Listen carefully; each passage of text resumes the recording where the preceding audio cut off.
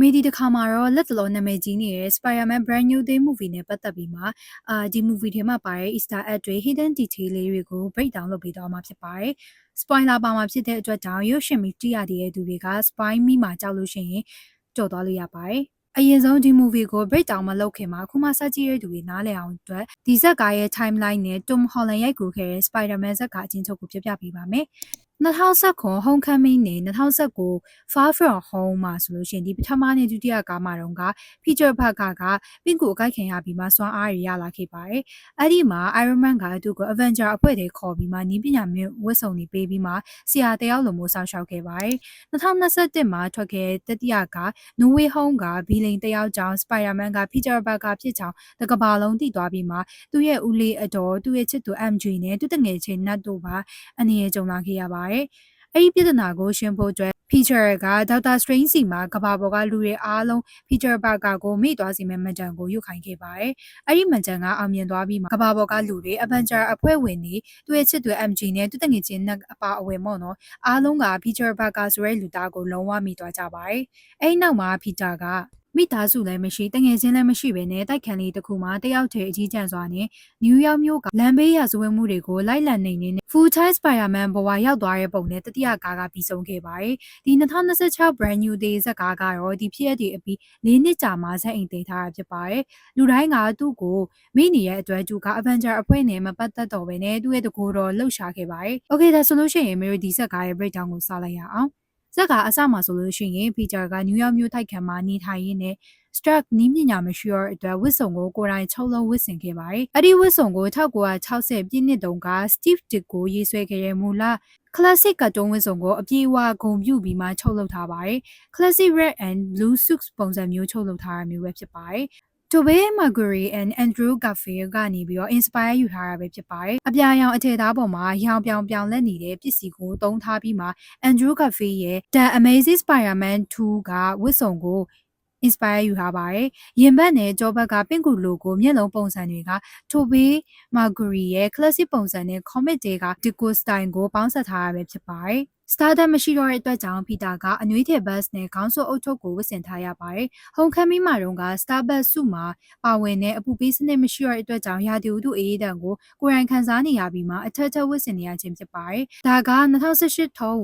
The Amazing Spider-Man ခွန်95စာအုပ်ထဲက look ကိုအတူယူထားပဲဖြစ်ပါတယ်။ပြီးလို့ရှိရင် Aunt Mary ရဲ့ဗိမာန်ကြောက်စာပေါ်မှာသူမရဲ့မွေးနှစ်က1964ဆိုတာကိုပထမဆုံးအကြိမ်အတည်ပြုပေးလိုက်တာကိုတွေ့ရပါတယ်။ဒီထဲမှာ Spider-Man က Manfred တိုင်းဆိုတဲ့ရာဇဝတ်ကိုင်းကိုဖမ်းသွားတယ်လို့ပြောထားပါတယ်။ဒီရာဇဝတ်ကိုင်းရဲ့ခေါင်းဆောင် Silvermane ကနောက် Amazon မှာရိုက်ကူးနေတဲ့ Spider-Man Live Action Series ထဲမှာ Minda Brandon ကအဓိကဗီလိန်အဖြစ်ပါဝင်သွားမှာဖြစ်ပါတယ်။ပြီးလို့ရှိရင် Matt Gargan က Scorpion Villain ကထပ်ပါဝင်လာတာကိုတွေ့ရပါတယ်။သူက2019 Homecoming ရုပ်ရှင်တုန်းကStaten Island မှာသွားတဲ့တင်မောပေါ်မှာတရားမဝင်လက်နက်တွေဝယ်ရင်းနဲ့ Spider-Man ကရောက်လာကနှိမ်နင်းရကနေတင်မောနှစ်ချမ်းကွဲမလို့ဖြစ်သွားခဲ့ပါတယ်။အဲ့ပြစ်ခတ်မှုကြောင့် Matt Gargan ကရေထဲပြုတ်ကျသွားပြီးမှရဲတွေဖမ်းဆီးရခံခဲ့ရပါတယ်။အဲ့နောက်ပိုင်းမှာထောင်ထဲမှာဆိုရင်သူ့လေဘေးမှာ Chemical Scorpion တက်တူနဲ့ပေါ်လာခဲ့ပြီးမှ Spider-Man ကိုလည်းလက်စားချေချင်နေခဲ့ရပါအခု Brand New Day မှာတော့ထောင်ထဲကနေလွတ်လာတဲ့ Matt Gargan က Spider-Man ကိုပြန်လဲကလေးစားချေပြီးမှတိုက်ခိုက်ခဲ့ပါတယ်ဒီမှာသူတို့တိုက်ခိုက်တဲ့ပုံမှာဆိုလို့ရှိရင်ထည့်ထားတဲ့အမီးရလဲပေါ့နော်1994 Spider-Man Adventure 2 cover ကပုံနဲ့ဆင်တူပါတယ် Spider-Man ကနီးပညာမြင့်ဝတ်စုံမရှိရတဲ့အတွက်ကြောင့်ဒီ Scorpion ကောင်ကိုသူ့ရဲ့အခြေခံပင်ကူအာယုံနဲ့ပဲလင်မြန်မှုကိုတုံးပြီးမှပဲ Scorpion ရဲ့ခြေလက်တွေကိုချီနှောင်ကအားကောင်းတဲ့ပင်ကူလက်တီးနဲ့စရုပ်အမီရဲ့အဓိကပါဝါကြိုးတွေကိုဆွဲဖြည့်ယူနိုင်ခဲ့ပါတယ်နောက်တစ်ခုက Tom Stone ပေါ့နော်သူကဆိုလို့ရှိရင်နယူးယောက်မြို့ရဲ့လူမိုက်ကိုင်းချုပ်ကြီးဖြစ်ပြီးမှ Spider-Man ကိုအဆက်အဦးရဲ့အစုံမှာလေဘင်းကနေပြီးတော့တစ်ဖက်ထဲနဲ့မချီပြီးတိုက်ခိုက်ပြခဲ့ပေမဲ့ Spider-Man ကပြက်လုံးချုပ်စကားတွေနဲ့အတူပေါ့နော်ပင်ကူမြင်ပုံစံတွေကိုတုံးပြီးနောက်ဆုံးမှာသူ့ကိုဖမ်းဆီးနိုင်ခဲ့ပါတယ်အဲ့နောက်မှာနယူးယောက်ကအကြမ်းဖက်မှုတွေက Spider-Man ကြောင့်ရောကျသွားတယ်လို့ပြောပြီးကြီးညာတာကိုတွေ့ရပါတယ်ပြီးရင်Tarantula ကိုတွေ့ရပြီးမှသူကအရင်ကကြီးစားလူတက်သမားဖြစ်ပြီးမှ Brand Corporation ရဲ့စံတမ်းမှုကြောင့်ပင့်ကူပီစာတွေနိုးထွားပြီးမှပြောင်းလဲလာခဲ့တဲ့သူပါ။သူဟာဆိုရင်နေရန်ပေါ်မှာကတ်တွေသွားနိုင်ပြီးမှသူ့ရဲ့ဖက်နှက်ထိပ်ဖြားတွေမှာဆိုရင်အစိတ်ရှိတဲ့ ဓာတ်ချွတ်နေပါတယ်ပေါ့နော်ဒီကနယူးယောက်စိတ်ကမ်းမှာရှိတဲ့ကုန်တင်တင်မောကြီးရဲ့ကုန်းပတ်ပေါ်မှာဖြစ်ပွားခဲ့တဲ့ဒီတိုက်ခိုက်မှုကဆိုလို့ရှိရင်1984တုန်းကထွက်ခဲ့တဲ့ The Amazing Spider-Man 134 cover art နဲ့တပုံစံအတိုင်းပဲပေါ့နော် Marvel ကပြန်လည်ရိုက်ကူးထားပါတယ်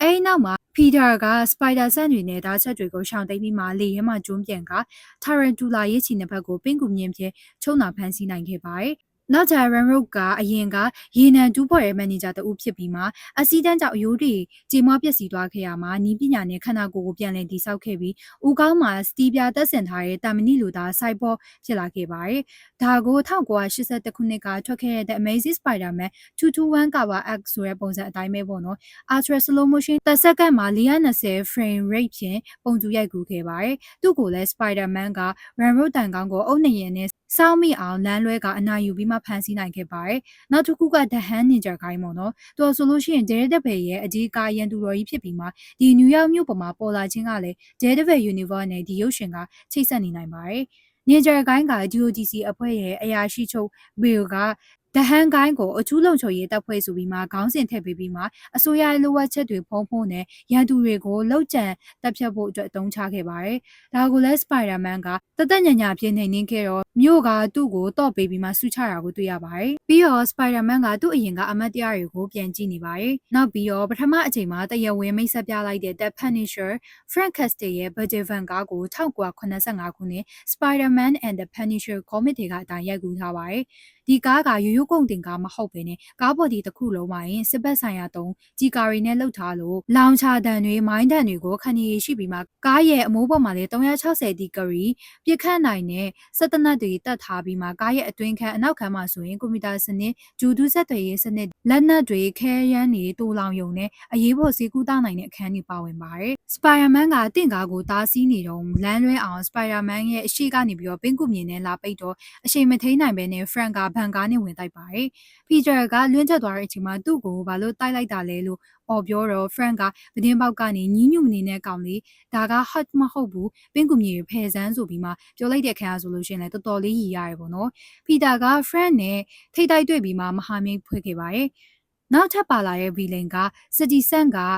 Jean Grey အဖြစ်ပါလာခဲ့ခြင်းဖြစ်ပါတယ်။ Jean ဟာဆိုလို့ရှိရင်ငငယ်ကသူမရဲ့အမေဖြစ်သူကစွန့်ပစ်တာခံခဲ့ရပြီးမှအမဖြစ်သူဆာရိုင်းနဲ့ကြီးပြင်းခဲ့ရပါတယ်။အဲ့ဒီမှာအစိုးရအဖွဲ့အစည်း damage control လို့ခေါ်တဲ့ DODC ကရဲအရာရှိတွေကသူတို့ညီမတွေကိုဖမ်းခေါ်သွားပြီးမှသူတို့ညီမရဲ့စွမ်းအားတွေကိုတိသွားပြီးမှအမဖြစ်သူဆာရာကိုဖမ်းဆီးနှိပ်စက်ခဲ့လို့ဆာရာကတိဆုံးခဲ့ပါတယ်။အဲ့ဒါနဲ့ဂျင်းကလည်းနယူးယောက်က DODC ဌာနချုပ်ကိုဖျက်ဆီးကလေးစားချဖို့အတွက်ထွက်လာခဲ့ပါတယ်။သူဆိုလို့ရှိရင်စိတ်စွမ်းအားရည်နဲ့တိုက်ခိုက်ခဲ့ပြီးမှ33ပေပတ်လည်အတွင်းမှာလမ်းသွားလမ်းလာရဲ့စိတ်ကိုဝင်နောက်ရှက်ပြီးမှ body ကူးပြောင်းကဌာနချုပ်စီချင်းကပ်ခဲ့ပါတယ်။ Peter ကဒီကိစ္စတွေကိုစုံစမ်းဖို့အတွက် Yelena Vilova ရုံးခန်းစီသွားခဲ့ပါတယ်။သူဆိုလို့ရှိရင် Thunderbolt အဖွဲ့ဝင် Black Widow ဟောင်း Natasha ရဲ့ညီမဖြစ်ပြီးမှယခုအခါမှာဆိုရင် Black Widow အသစ်အဖြစ်လှုပ်ရှားနေတဲ့သူပါ။သူ့ရဲ့ရုံးခန်းဆိုလို့ရှိရင်ရုရှားရေပူစမ်းရေချိုးခန်းဖြစ်ပါတယ်။အဲ့ဒီကိုရောက်တဲ့အချိန်မှာလျှို့ဝှက်ပစ္စည်းပါမလာအောင်လို့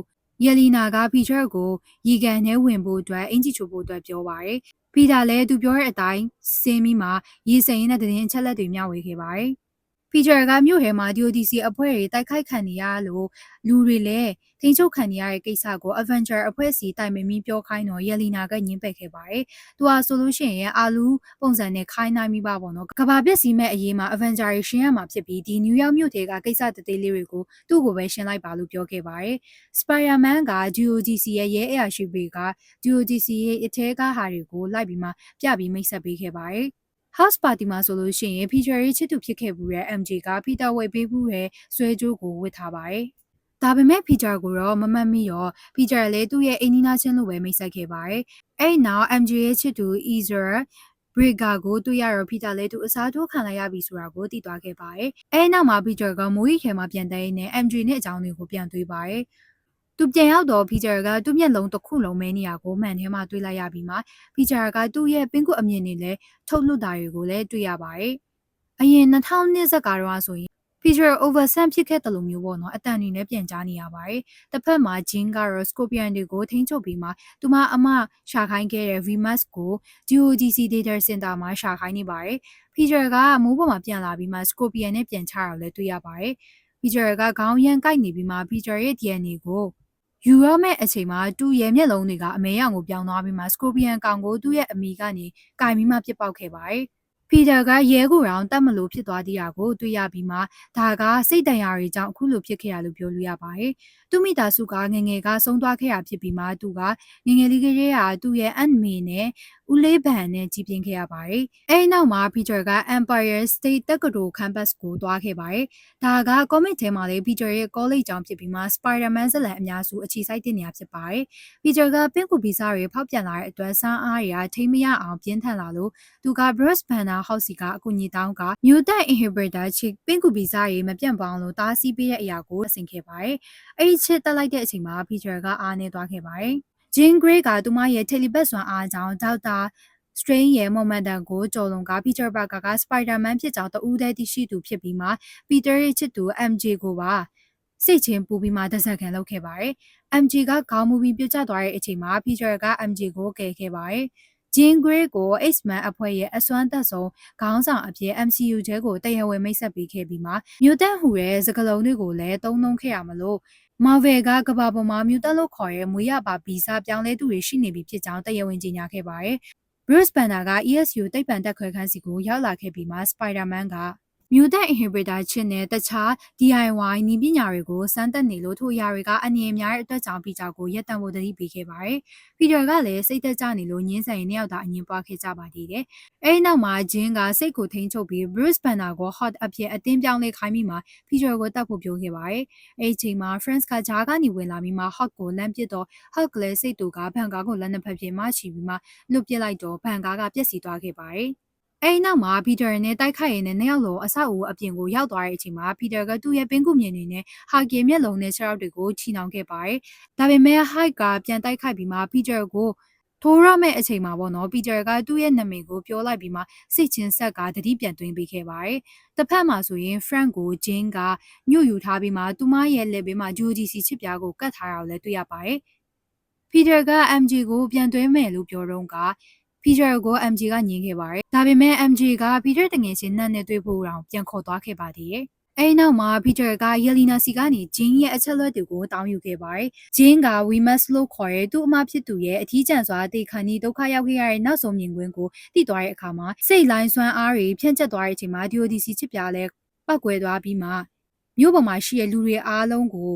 ခဲပြီးမှရက်တန့်ဖြစ်ခဲ့ပါတယ်။အဲဒီနောက်မှာ Peter က The Hand Guy နဲ့တိုက်ခိုက်တဲ့အချိန်မှာ Peter က Mutant ချစ်တတ်ထားလို့အားနည်းနေပြီးမှရှုံးလို့နေပါဖြစ်တဲ့အချိန်မှာ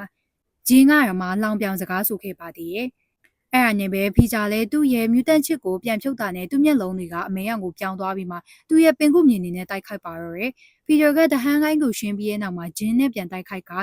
Peter ကသူ့အတော်ပြောခဲ့တဲ့စကားတွေကို Jean ကိုပြန်ပြောပြပြီးမှ Jean ကလည်းနောင်တရပြီးအဲ့အမျိုးကနေပြီးတော့ bus ကားတစ်စီးနဲ့ထွက်သွားခဲ့ပါတယ်။ဒါပေမဲ့ DODC အဖွဲ့က Jean ကိုပြန်တိုက်ခိုက်လာတာကို Peter ကကောက်ွယ်ပေးခဲ့ပါသေးတယ်။ဒါကနောက်ထွက်မဲ့ X-Men အကြောင်းတို့စီကိုတွားမဲ့လမ်းဖြစ်ကြောင်းလည်းပြသသွားပါတယ်။အဲဒီနောက်မှာ Peter က Nat နဲ့နတ်ဆွဲနှုတ်ဆက်လိုက်ပြီးမှကြွက်သားမညံကြောင်း Nat က Peter ကိုပြန်မက်မိသွားတဲ့ပုံကိုပြပြီးမှစက်သိမ်းထားပါတယ်။ဒါဆိုလို့ရှိရင်အခုကြည့်နေကြတဲ့သူတွေကဒီစက်ကားနဲ့ပတ်သက်ပြီးမှဘလို့ထင်လဲပေါ့နော်။ comment မှာချရေးပေးသွားလို့ရပါတယ်။ဒီပြောသွားတဲ့အထဲမှာမေလိုရာရှိလို့ရှိရင်လည်းထောက်ပြပေးခဲ့လို့ရပါတယ်။ဒါဆိုလို့ရှိရင်နောက်ထပ်ဗီဒီယိုအသစ်တွေကိုလည်း breakdown လုပ်ပေးသွားမှာလို့ channel လေးကို subscribe လုပ်ထားဖို့မမေ့ပါနဲ့နော်။